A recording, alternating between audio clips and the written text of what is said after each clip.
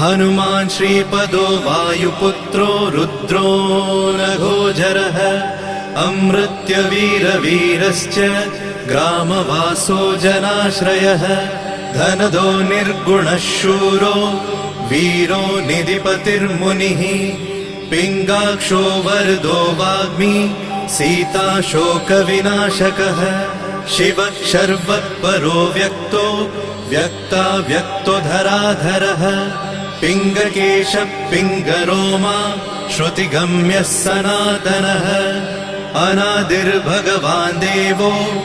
विश्वहेतुर्जनाश्रयः आरोग्यकर्ता विश्वेशो विश्वनाथो हरीश्वरः